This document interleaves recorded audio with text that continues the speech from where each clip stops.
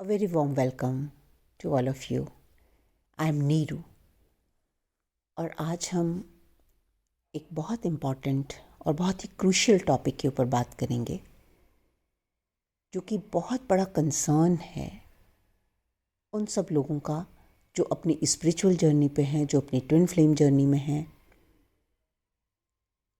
और एक ऐसे दौराहे पे खड़े हुए हैं जहाँ वो बहुत प्रेशर फील कर रहे हैं कि वो किस ओर जाएं। तो ये प्रेशर क्या है और कहाँ से आया है और आप क्यों फील कर रहे हैं, हम इसके ऊपर बात करते हैं आज। ये टॉपिक है कि हम एक ऐसे मुकाम पे हैं जहाँ हमारे ऊपर हमारी फैमिली का, हमारे रिश्तेदारों का, हमारे पेरेंट्स का प्रेशर है कि अब आपको शादी करनी है। अगर हम 3D अपनी कॉन्शियसनेस के साथ चलते हैं, हम अपने जो हमारी सोशल बिलीफ सिस्टम है उसके साथ चलते हैं, तो यहाँ पर हर चीज़ एज बायस्ड है। आपकी एक एज है, अब ये आपको पढ़ाई करनी है, आपकी एक एज है, अब आपको ये सीखना है, आपकी एक एज है, आपको शादी करनी है। तो अब आप उस एज में पहुँच गए हैं जहाँ उनके हिसाब से आपको शादी करनी है। लेकिन आपका डिलीमा है कि आप अपने डिवाइन काउंटर पार्ट से मिल चुके हैं और आपने कुछ ऐसा फील किया है कि अब आप किसी और के साथ आगे बढ़ने के लिए हेजिटेंट हैं। लेकिन आप सेपरेशन में हैं, आपको नहीं मालूम है कि क्या होगा आगे, आपके पास कोई कमिटमेंट नहीं है अभी तक, तो आप क्या करें? तो इसको हम दो एंगल से देखेंगे। एक तो है जो अपने 3D कॉन्शियसनेस के हिसाब से, अपने सोशल नॉर्म्स के हिसाब से, और एक हम देखेंगे इसको अपने स्पिरिचुअल एंगल के हिसाब से। तो अगर हम इसको अपने सोशल नॉर्म्स के हिसाब से देखते हैं तो आप अगर मैरिजेबल एज में हैं तो आपका कॉन्स्टिट्यूशन क्या बोलता है, जो आपका न्यायालय है वो क्या बोलता है, जिसको हमारी सोसाइटी ने खड़ा किया है। और वहाँ पर ये अधिकार सिर्फ़ और सिर्फ आपका है कि आप ये चुनेंगे कि आपको शादी करनी है या नहीं, और शादी किसके साथ करनी है ये भी सिर्फ़ और सिर्फ आपका अधिकार है, किसी और का नहीं। तो जब ये अधिकार आपका है, ऐसे में अगर आप अपने लिए खड़े होते हैं तो ये बिल्कुल भी डिसरिस्पेक्ट नहीं है आपकी फैमिली की तरफ, आपके पेरेंट्स की तरफ, आपके रिश्तेदारों की तरफ। This is simply you are standing for yourself. जो अधिकार आपको दिया गया है उस अधिकार का आप यूज कर रहे हैं। अब यहां ये सवाल आता है कि जब ये अधिकार आपका है तो आप कौन सा प्रेशर फील कर रहे हैं? आप अपना अधिकार यूज़ करें और आप बोलें कि नहीं, मुझे नहीं शादी करनी, और जिससे मुझे शादी करनी होगी उसका चुनाव मैं करूँगी या करूँगा। तो ये किस तरह का प्रेशर है जो आपके ऊपर बिल्डअप हो रहा है? तो यहाँ कुछ कैटेगरीज हैं। यहाँ सबसे पहला प्रेशर आपको जो दिखेगा, और मैं यहाँ एक बात बोलूँगी कि जब आप ऐसे क्रॉस रोड पे हैं तो सबसे ज़्यादा ज़रूरत है कि आप अपने साथ बैठें एक सॉर्टेड माइंड के साथ और देखें कि ये जो आप प्रेशर फील करते हैं ये आपका अपना प्रेशर है। क्या आप अपनी रिस्पॉन्सिबिलिटी लेने से डरते हैं? स्पेशली इस कैटेगरी में फेमिनिन जो हैं वो ज़्यादा आती हैं, फीमेल्स। क्या आपको एक ऐसे व्यक्ति की ज़रूरत है, चाहे वो पेरेंट्स के रूप में हो, चाहे वो पार्टनर के रूप में हो, जो आपकी ज़रूरतों को पूरा कर सके? चाहे वो आपकी फाइनेंशियल नीड्स हैं, आपकी इमोशनल नीड्स हैं, आपकी सोशल नीड्स हैं, आपकी सेक्सुअल नीड्स हैं। तो क्या आप ये जो प्रेशर फील कर रहे हो ये उन नीड्स से प्रेशर आपके ऊपर बन रहा है क्योंकि आपको ऐसा लगता है कि आपको कोई चाहिए जो आपकी रिस्पॉन्सिबिलिटी को उठा सके। शादी से पहले आपके पेरेंट्स और शादी के बाद आपका पार्टनर।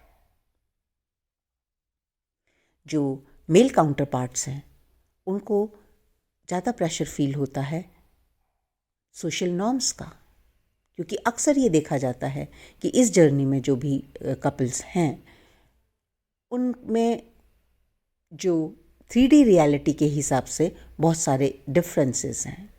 वो एज डिफरेंस हो सकता है, वो स्टेटस डिफरेंस हो सकता है, वो कास्ट डिफरेंस हो सकता है, रिलीजन डिफरेंस हो सकता है, फैमिली बहुत डिफरेंट हो सकती है, आपकी अपब्रिंगिंग बिल्कुल डिफरेंट हो सकती है।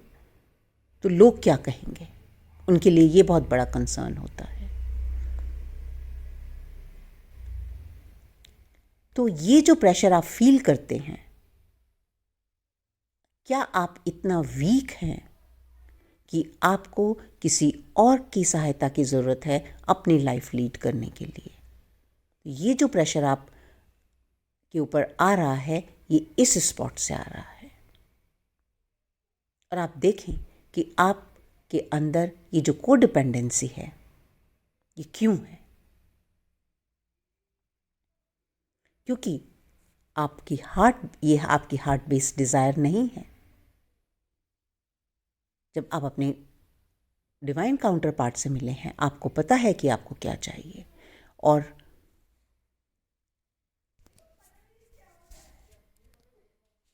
एक ये तो इसलिए ऑन सेफर साइड आप ये रिस्पॉन्सिबिलिटी बड़े आराम से दूसरों के कंधों के ऊपर डाल रहे हैं, या तो पेरेंट्स के, ये हमारे पेरेंट्स नहीं मान रहे, रिलेटिव्स, फैमिली, जो भी। तो जो अधिकार आपको दिया गया है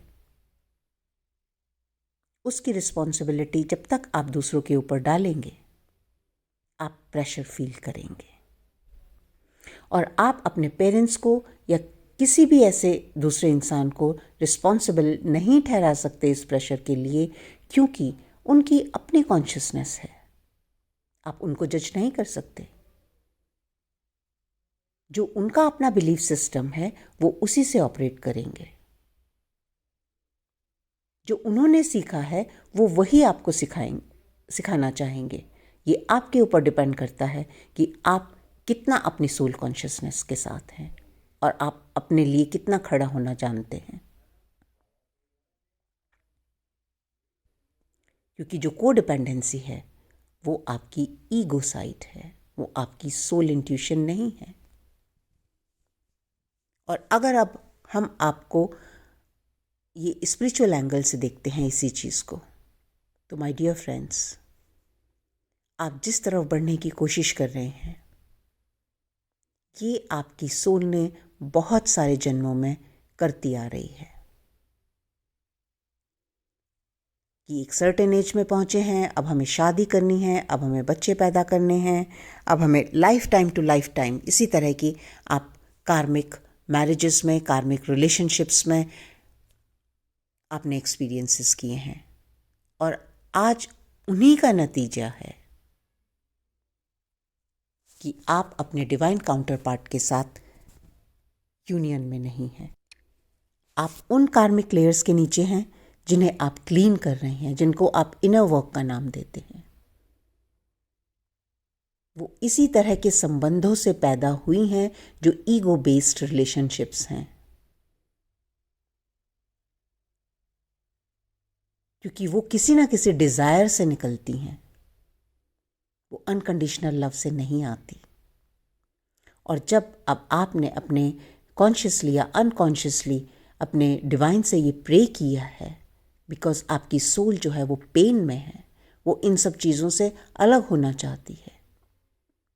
और जब आप अपने एक डिवाइन काउंटर पार्ट के लिए अपने डिवाइन फादर, डिवाइन मदर से, अपने गॉड से, अपने परमात्मा से ये प्रे किया है, और आपको एज अ गिफ्ट, आपकी इस लाइफ टाइम में वो आपका गिफ्ट मिला है आपको, और उस गिफ्ट के साथ ये अपॉर्चुनिटी मिली है कि पिछले जन्मों में आपने जो भी इस तरह की कार्मिक लेयर्स को अपनी शैडो साइड को, अपने लोअर वाइब्रेशनल इमोशंस को या कार्मास को इकट्ठा किया है, जो आपके अंदर पीड़ा के रूप में है, दर्द के रूप में है, फियर के रूप में है, जेलसी, जो भी आप लो वाइब्रेशनल इमोशंस हैं उसके रूप में है, आपके जितने कार्मिक संबंध हैं जिनको आप अभी भुगत रहे हैं उनके रूप में आपके सामने खड़े हैं, उन सबको क्लियर करके आपको सोल इवोल्यूशन के जर्नी के ऊपर आगे बढ़ना है, अपने डिवाइन काउंटर पार्ट से मिलना है।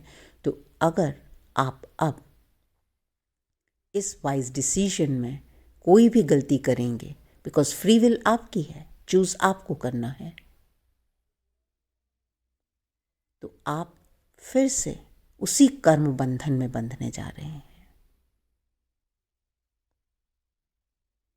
तो अब ज़रूरत है आपको अपने साथ बैठने की और ये समझने की और ये सोचने की कि ये जिस प्रेशर का नाम आप देकर दूसरी औरों के ऊपर अपनी रिस्पॉन्सिबिलिटी को डालना चाह रहे हैं, उससे आपके साथ क्या होने वाला है। क्योंकि अगर आप यूनियन में नहीं हैं, अगर आपके पास कमिटमेंट नहीं है, तो गॉड उसका रीज़न नहीं है। रीज़न है जो आपने अपने पुराने जन्मों में इकट्ठा किया है, जिसके साथ आप बैठे हुए हैं, जिसके ऊपर आप काम कर रहे हैं, जिसको आप इनर वर्क बोलते हैं। आपको एक अपॉर्चुनिटी मिली है कि आप जो ये इमोशंस हैं, अपने fear, pain, anxiety, obsession, jealousy, इनको क्लीन करके आप अपने यूनियन में आए। क्योंकि आपके जो बायोलॉजिकल पेरेंट्स हैं, बायोलॉजिकल रिश्तेदार हैं, बायोलॉजिकल भाई बहन हैं, फैमिली है, वो हर जन्म में डिफरेंट होंगे। वो डिपेंड करेगा कि आपके साथ, आपका किसके साथ कितना कार्मिक बैगेज है और किस तरह का कार्मिक बैगेज है। लेकिन अब जिस रास्ते पे आप हैं, वो रास्ता आपके जो डिवाइन फादर और डिवाइन मदर हैं, उन्होंने दिखाया है। ये जो आपके डिवाइन काउंटर पार्ट हैं, ये उनका गिफ्ट है। और आप जितनी बार जन्म लेंगे और जितनी बार रॉन्ग चॉइसेस करेंगे, आप अपने डिवाइन से उतना ही दूर रहेंगे।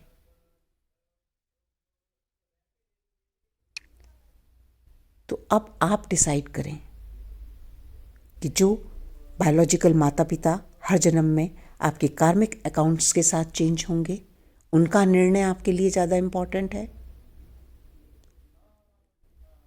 या जो आपकी सोर्स हैं, जिन्होंने आपकी सच्चाई का रास्ता दिखाया है, वो ज़्यादा इम्पॉर्टेंट है। और अगर आप अब अपने लिए खड़ा होना नहीं चाहते या नहीं हो सकते, तो वो आपकी वीकनेस है, वो आपकी वो कंफर्ट जोन है जहाँ से बाहर आकर आप रिस्पॉन्सिबिलिटी लेने से डरते हैं, आप अपने ऊपर काम करने से डरते हैं और अपनी लोअर बेस्ड डिज़ायर्स में इन्वॉल्व हैं। और अब इसी के साथ एक और बहुत बड़ा कंसर्न होता है कि हमारी एक एज है, उसके बाद हम बच्चे पैदा नहीं कर सकते। तो let me just give my perspective here. आप इस जन्म में जब आपने ये ट्विन फ्लेम जर्नी चुना है, तो आप ये रोमांटिक शादियाँ करके बच्चे पैदा करना आपका सोल पर्पस नहीं है। आप किसी बड़े मकसद से आए हैं। और फिर भी अगर आपकी सोल आपको गाइड करती है कि आपको बच्चों के लिए कुछ करना है, तो ये सब परमात्मा के बच्चे हैं। बहुत सारे बच्चे ऐसे हैं इस दुनिया में जो अंडर प्रिविलेज्ड हैं, जिनको आपकी ज़रूरत है। और अगर आप हायर पर्सपेक्टिव से देखते हैं, हायर कॉन्शियसनेस से देखते हैं, तो हम एक ही सोर्स के बच्चे हैं और हम सब एक हैं। अगर आप सिर्फ इसलिए एक कार्मिक मैरिज में जाना चाहते हैं, तो वहाँ पर जो बच्चे पैदा करेंगे आप, वो भी उन्हीं कार्मिक बैगेज और अकाउंट्स के साथ आने वाले हैं जो आपकी वाइब्रेशन के होंगे। लेकिन अगर आप अब अपनी क्लेंजिंग करके, अब अपने इनर वर्क करके, अब अपने अंदर से ये सब जो गंदगी जमा हुई है इसको निकाल के अपनी गॉड वाइब्रेशन में आते हैं, अपनी सोल वाइब्रेशन में आते हैं, अपने अनकंडीशनल लव में आते हैं, तो आपको फ़र्क नहीं पड़ता कि कोई बच्चा आपका बायोलॉजिकल चाइल्ड है या कोई बच्चा किसी और की कोख से पैदा हुआ है। आप इस डुअलिटी को ख़त्म कर देंगे अगर आप अपने डिवाइन से कनेक्टेड हैं। तो हम सब एक हैं।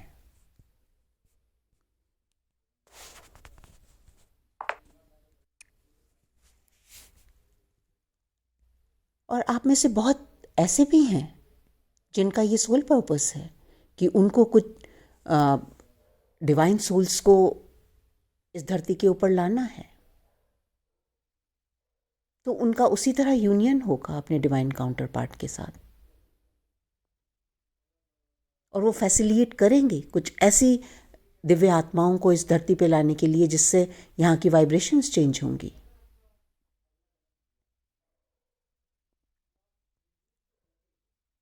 सो आप अपना सोल पर्पस देखिए कि क्या है, और जब इसके लिए हमें क्या करना है, हमें सिर्फ और सिर्फ अपने ऊपर काम करना है। अपने इन लेयर्स को जो हमने ये सब इन सब बिलीफ सिस्टम से अपने ऊपर जमा किया है उनको हटाना है। और जैसे जैसे अंदर का उजाला सामने आता रहेगा, जो भी जिस मकसद से आप यहाँ आए हैं आपको उसकी क्लैरिटी मिलती रहेगी।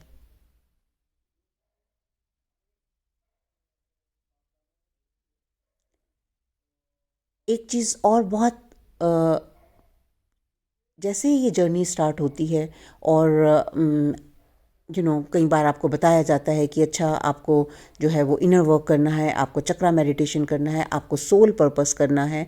तो क्योंकि अभी आपकी बहुत अच्छे से क्लेंजिंग नहीं हुई है, क्योंकि आपने अभी अपनी जर्नी स्टार्ट की है, तो उस टाइम सबको एक ही मकसद लगता है अपना सोल पर्पस करने का कि या तो हमें ट्विन फ्लेम जर्नी के बारे में लोगों को बताना है, या तो हमें जो है वो मेडिटेशन के बारे में बात करना है, या तो हमें स्पिरिचुअलिटी के बारे में बात करना है। No, it's not like that. I'm going to make a video on that, especially on soul purpose, that what could be a soul purpose.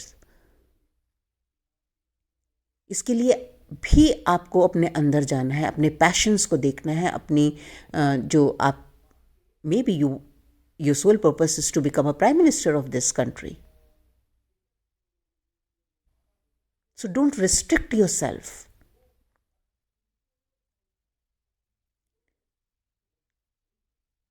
तो आज सिर्फ हम इस बात की क्लैरिटी करते हैं कि ये जो प्रेशर है जिसकी आप रिस्पॉन्सिबिलिटी औरों के ऊपर डालते हैं कि हमारी फैमिली का प्रेशर है, ये किसी का प्रेशर नहीं है, ये आपका अपना प्रेशर है, ये आपकी अपनी वीकनेस है। आप इसके साथ बैठें, इसको क्लियर करें और एक सही दिशा में अपना निर्णय लें, क्योंकि जब आपने ये जर्नी को चुन लिया है तो आप जितनी बार गलत डिसीजन लेंगे आप उतना ही अपनी जर्नी को जो है वो लंबा करेंगे।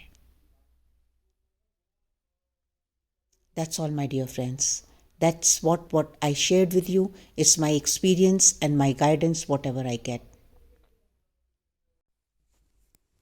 और अगर आप अभी भी ये प्रेशर फील करते हैं, अभी भी आप कोडिपेंडेंसी में हैं, अभी भी आप वीक हैं अपनी बाउंड्रीज तय करने के लिए और अपने डिसीजन लेने के लिए और अपने लिए खड़े होने के लिए, तो इसका सिंपल एक ही मतलब है कि आपको भी बहुत सारा इनर वर्क करना है और आपको आपके डिवाइन के ऊपर अभी ट्रस्ट नहीं है कि जिन्होंने आपको ये जर्नी दी है वो आपका हाथ पकड़कर आपको आगे ले जाएंगे। My only humble request here is just be with your soul desire. अपनी ईगो को इतना हावी होने मत दें कि आपकी जर्नी जो है वो ज़रूरत से ज़्यादा लंबी हो। I'm really, really sorry if I just offended anybody, but that's the truth. And we have to accept the truth. So you look after yourself, treat yourself very well, with love, compassion, because you deserve it. You deserve a better life. To make your choices good. Keep intact with your soul. Bye for now.